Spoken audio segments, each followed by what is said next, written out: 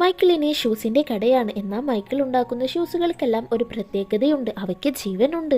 താൻ ഉണ്ടാക്കിയ ഷൂസിനോട് മൈക്കിൾ സംസാരിക്കും, അവ തിരിച്ചും. ഇതുകൊണ്ട് തന്നെ മൈക്കിളിന്റെ ഷൂസുകൾക്കെല്ലാം ഒരു പ്രത്യേക ഭംഗിയാണ്. ഈ പെണ്ണ് മൈക്കിളിന്റെ കടയിൽ നിന്നും ഒരു ഷൂ വാങ്ങാൻ വരികയായിരുന്നു. അന്നേരം അതാ മൈക്കിളിന്റെ കടയുടെ നേരെയായി തന്റെ ആഡംബര വണ്ടിയിൽ നിന്നും പുത്തൻ ഷൂവുമായി ഡേവിഡ് വന്നു നിൽക്കുന്നു. ഡേവിഡ് തന്റെ പുതുപുത്തൻ ഷൂകൾക്കെല്ലാം വമ്പൻ ഓഫർ ഇട്ടു. അവൾ അവിടെ നിന്നും ഷൂ വാങ്ങി പോയി. അന്നു രാത്രി മൈക്കിൾ ഉറക്കമൊഴിച്ച് ഇരുന്ന് ഒരു പുതിയ ഷൂ ഉണ്ടാക്കി പിറ്റേ ദിവസം തന്നെ അത് ഡിസ്പ്ലേക്കും വെച്ചു. ഇത് കണ്ട ഡേവിഡ് പുച്ഛത്തോടെ തന്റെ കടയിലെ ന്യൂ മോഡൽ ഷൂസുകൾ ഇറക്കി. മൈക്കിൾ തന്റെ ഷൂകൾക്കെല്ലാം ഓഫർ ഇടാൻ തുടങ്ങി. 20% തുടങ്ങിയ ഓഫർ 95 ആയിട്ട് പോലും ആരും കടയിലേക്ക് വരുന്നില്ല. ഇന്നേരമാണ് മൈക്കിളിന് തന്റെ ഷൂസുകൾ ഒരു ഐഡിയ പറഞ്ഞു കൊടുക്കുന്നത്. പിറ്റേ ദിവസം മൈക്കിൾ ഡേവിഡിന് ഒരു ഗിഫ്റ്റ് കൊണ്ടു കൊടുത്തു.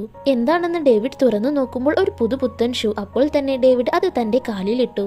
അപ്പോൾ തന്നെ മൈക്കിളിന്റെ ഷൂ പണി തുടങ്ങി. എന്താണെന്ന് വെച്ചാൽ ഡേവിഡുമായി ആ ഷൂ ഒറ്റയ്ക്ക് നടന്നു പോകാൻ തുടങ്ങി.